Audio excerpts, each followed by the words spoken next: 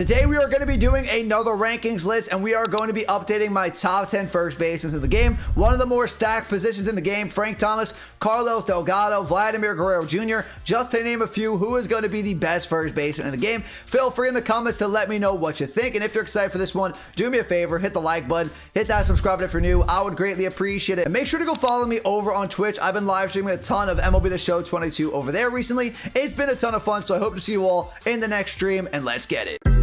Minika, watch me on Twitch, ooh, I'm streaming. I'm on YouTube, subscribe to the channel, red button beaming. Let's get that sub count, take over YouTube, ooh, we teaming. My content so high, ooh, yeah, I'm steaming. Ooh, yeah, I'm steaming. Red button beaming.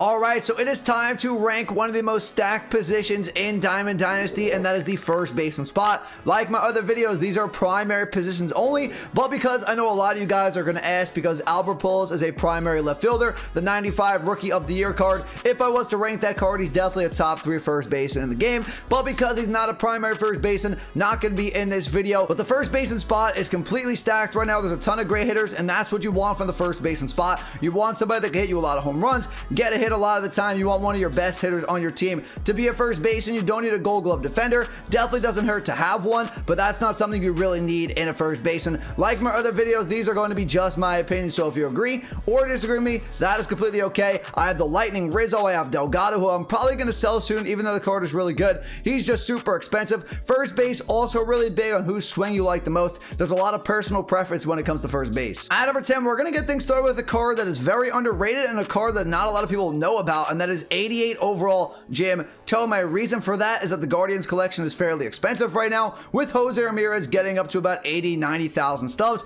and the first baseman spot is stacked right now, so not a lot of people are going out to complete that collection right away to go ahead and get an 88 Jim Thome. But the card itself is actually really good, because Thome does have a really solid lefty swing, very similar to the Joey Votto card, but with better power. Jim Thome is going to make the list just barely over Joey Votto. 112 power against righties, 82 contact against righties. Lefty splits are in bed, either also better than Votto. 79 contact against lefties, 85 power against lefties. Like I said with first basemen, doesn't matter too much with the fielding stats, but he's not horrible at the first baseman spot. 62 fielding, 72 arm, 60 accuracy, 58 reaction time. Really good swing, really good power against righties. That's what you want from a first baseman. If Jim Thome was a little more well-rounded, he could be higher up on the list, but the only really great stat with Jim Thome is that power against righties. But definitely a solid first baseman option if you want him, like I said, Guardians collection. At number 9, gonna go with a more well-rounded card than Jim Thome, even though I like Thome's swing better than Jason Giambi. But at number 9, we have Giambi, because he has 101 power against righties, still very solid, but better contact than Thome against righties. 97 contact against righties, and better lefty hitting splits as well.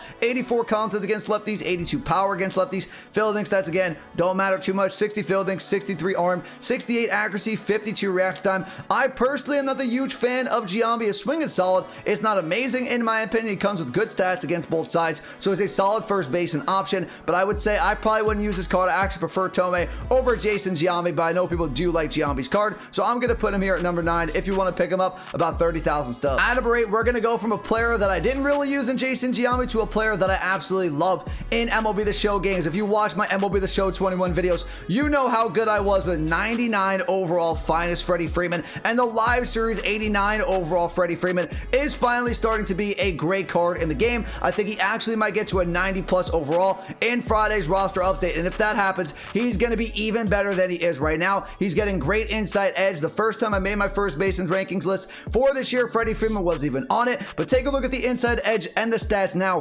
102 contact against righties becomes 113 contact against righties. Power against righties goes from 78 to 89, which is solid, and then like I said, he's going to get a bump up from an 89 overall to a 90-91 overall in this roster update, so he's only going to get better. Lefty hitting splits definitely could be better, but they can go up with this roster update. 69 fielding, 70 arm, 83 accuracy, 72 reaction time. Freddie Freeman, better fielder than Thome and Giambi, and because he's a live series card, Freddie Freeman gonna have more quirks than some of the other cards that are not live series. Night player, I love to play night games. That's gonna help out a lot. Unfazed, dead red, breaking ball hitter. Freddie Freeman is excellent in game. I love Freddie Freeman cards. I might pick him up before he goes to a 90 plus overall for 20K. At number 7, I have the 92 overall All-Star All-Star Game Prince Fielder card. Now, this is a guy, I'm not the biggest fan of his swing, but I know a lot of people love his swing, so he's going to make the top 10 list at number 7. He has pretty good stats across the board at the plate, pretty solid power against both sides, so you know he can hit lefties and righties pretty well. 102 power against righties, 95 power against lefties, 86 contact against righties, 80 against lefties. Stats don't really jump off the screen for me. Not a live series card, not going to have a lot of great quirks. Prince Fielder's swing is solid lefty bat, 5'11", so a smaller strike zone, which makes it more difficult to pitch to Prince Fielder opposed to somebody with a bigger strike zone, so he does have that going for him, but his stats don't jump out to me here. I don't really like him too much in game. He's a top 7 first baseman, no doubt about it. His fielding stats are actually solid for the first baseman spot. 73 fielding, 60 arm, 67 accuracy, 70 reaction time, and then 42 speed. I personally am not a huge fan of Fielder, but I know a lot of people do like him. If you want him, go collect the NL Central. At number 6, a guy I do like more than Prince Fielder, that is going to be 88 overall cover athlete Ryan Howard, new legend in the game. And this is a guy, when you swing the bat with him and you make contact, you feel like the ball is absolutely launched majority of the time when you're using Ryan Howard, especially against righties. Against lefties, maybe not so much, but if you're playing on All-Star or Veteran, the contact against lefties not going to matter too much, but against righties, he's a stud. 86 contact against righties, some of the best power against righties in the game, 110 power against righties.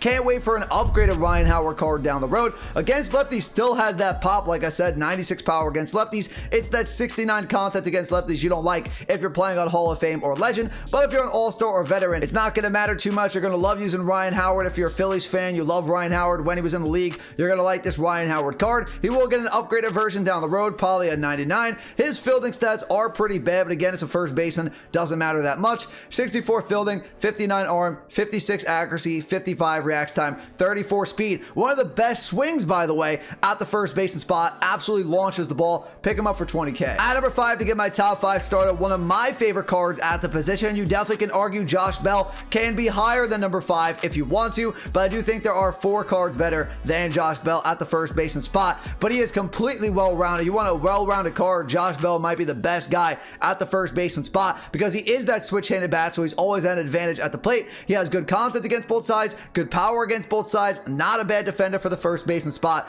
90 contact against righties, 81 contact against lefties, 92 power against righties, 88 against lefties, and I will say it does feel like he plays above the stats in game despite not having amazing quirks in the game. 74 fielding, 78 reaction time. His arm's not going to matter too much at the first baseman spot, but fielding and reaction time stat really going to come in clutch for Josh Bell. One of the faster first bases we talked about so far as well, with 44 speed, 15 steal. If we do take a look at his quirks, he actually has breaking ball hitter and unfazed, which I did not know about, so that is awesome as well. Josh Bell, extremely good card, especially if you're on a budget about 12K. At number 4, I am going to go with the 92 overall Lightning Player of the Month, Anthony Rizzo. As someone who's put in the grind to get him on my main account, almost on no money spent as well, I have worked so long for this Anthony Rizzo card, and he's still not the best first baseman in the game, but he still is an elite first baseman in the game. And the last few games I've played with Rizzo, he is really showing up for me. Didn't go great for me at the beginning, but recently he's hit a ton of home runs for me. Rizzo is pretty solid. I do like him. He has good power against both sides, 100 power against righties, 102 against lefties, 81 contact against righties, 86 against lefties. Fielding stats really good for the first baseman spot, 77 fielding, 45 arm, 87 accuracy, 84 react time. He checks the boxes in the power against both sides. Pretty solid swing. If Rizzo wasn't the Lightning Player of the Month and he was like a secondary Player of the Month card in the program, people would like this card a lot more because he wouldn't be the primary card, but he would still be a great first baseman in the game. He would have solid power, a solid swing, but people are not a fan of having to do that entire grind for a 92 overall first baseman when there's 3 first basemans that are better than Rizzo, but still a very good card. If I didn't make it obvious already, go do the April Monthly Awards program and get it. At number 3, we have the 91 overall Vladimir Guerrero Jr. Now at base, he might not seem like a top 3 first baseman in the game, and if I was ranking pull hosts on this list, Vlad would drop down to the 4th spot, but still, Vladimir Guerrero Jr., one of my favorite swings at the position. He has amazing quirks as well as a live series card. He mashes righties, 97 contact against righties, 100 power against righties on a good inside edge day, something only live series cards get. He can be way better against lefties or righties on a given day. You can platoon him if you want, keep him in in the lineup against righties. Put somebody else at first base that's better against lefties if you want. But when he gets inside edge, he's an absolute beast. 67 contact against lefties, 85 power against lefties. Still not bad against lefties. 97 contact against righties, 100 power against righties. Much better against righties. Not going to lie to you about that one. 64 fielding, 83 arm, 74 accuracy, 67 react time. But take a look at the quirks for Vladimir Guerrero Jr. I love playing night games. Night player is going to be clutch. I swing a lot at the first pitch. First pitch hitter is going to be clutch. Breaking ball hitter, dead red, rally monkey. I love Vladimir Guerrero Jr.'s card. I choked a 12 win for him in Battle Royale, which I was able to pick him up. Would have done the collection, got the AL East done, but I'll have to do that at another point. If you want to pick him up, almost the same exact price for Delgado, who we're going to talk about in just a second, for 180K. At number 2, we have the new 97 overall Carlos Delgado. Used this card a bunch of times already in rank. This card definitely mashes righties and lefties, even with 81 power against lefties. Really solid swing in my opinion. Really like this Delgado card. The only reason why I'm going to sell him is because I'd rather use the 160, 180,000 stubs to actually completing the live series collection at some point. But he is a very, very good first baseman. Top 2 in the game. I would say Pujols is actually better than Delgado in my personal opinion, but Delgado's still a top 3 first baseman in the game. 110 contact against righties, 102 against lefties, 113 power against righties. Already talked about that. 81 power against lefties. Lefty bat, very good swing, solid defender at the first baseman spot. He didn't make any errors for me in the games I played with him. 72 fielding, 65 arm, 66 accuracy, 70 react time, 42 speed. Doesn't really have any quirks that hurts him just a little bit. He's about 160,000 stubs on the market, like I said, but it's always awesome to have a new legend in the game. Delgado definitely delivers. I wonder if we're going to get a 99 version down the road. 97 is a pretty high overall card, but I think we will still get a 99 Delgado. And last but certainly not least, at number 1 and going to be number 1 for the majority of the year, that is 99 overall MVP Frank Thomas. Now I know some people don't like using Frank Thomas's card. 6'5", has a big strike zone. Not a big fan of his swing, and I'm not gonna say I'm a huge fan of his swing, but he's definitely the best first baseman in the game. Even with Albert Pujols, Frank Thomas best at the plate, well-rounded across the board. Wish he had some better power against righties for sure, but 105 power against righties for the next couple months is still going to be very good. He's amazing against lefties. Max power against lefties at 125. Get Frank Thomas to parallel 5. He's going to have 110 contact against lefties, 110 power against righties, 114 contact against righties. I mean, that's as good as it's going to get. Right now, we're in May, at least until July. Frank Thomas should be the best first baseman in the game. His fielding stats, not going to be great. 57 fielding, 64 arm, 55 accuracy, 53 reaction time, but you're obviously getting Frank Thomas to mash at the plate, and every single time I go up against Frank Thomas in Battle Royale, he's taking me yard. So I hate playing against Frank Thomas. He's amazing in the game. I know he's not a great collection award, 6'5", bigger strike zone, not the best swing, but honestly, I'd rather them drop Frank Thomas right now. We use him for the first few months if you're lucky enough to complete the live series collection. Then when we start getting like David Ortiz, 99, Ryan Howard, Prince Fielder, when we get some other first basemans, Babe Ruth, Lou Gehrig, we can use those cards down the road. So if you want Frank Thomas, go do the AL Live Series collection. All right, everyone, that's going to do it for the top 10 first basemans in the game. If you enjoyed the video and you found it useful, do me a favor, hit the like button, hit that subscribe if you're new. I would greatly appreciate it. In the comments down below, feel free to let me know what I get right about this list, what did I get wrong, and I'll talk to you all in the next video. Have a great rest of your day. Peace.